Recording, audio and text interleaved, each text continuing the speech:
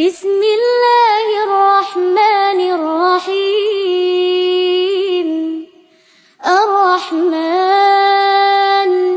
علم القرآن خلق الإنسان علمه البيان.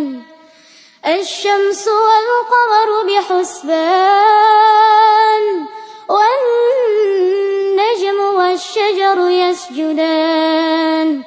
والسماء رفعها ووضع الميزان ألا تطغوا في الميزان وأقيموا الوزن بالقسط ولا تخسروا الميزان. والأرض وضعها للأنام فيها فاكهة والنخل ذات الأكمام والحب ذو العصف والريحان.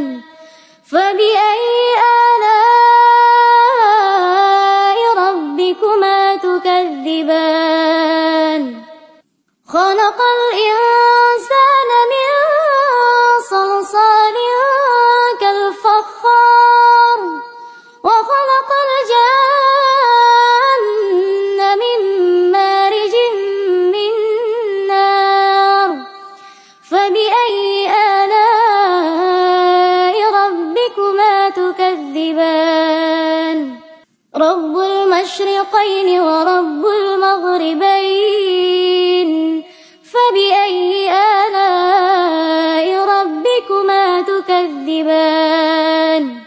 مرج البحرين يلتقيان بينهما برزخ لا يبغيان. فبأي آلاء ربكما تكذبان؟ يخرج منهما اللؤلؤ والمرجان. فبأي آلاء ربكما تكذبان؟ وله الجوار المنشآت في البحر كالأعلام.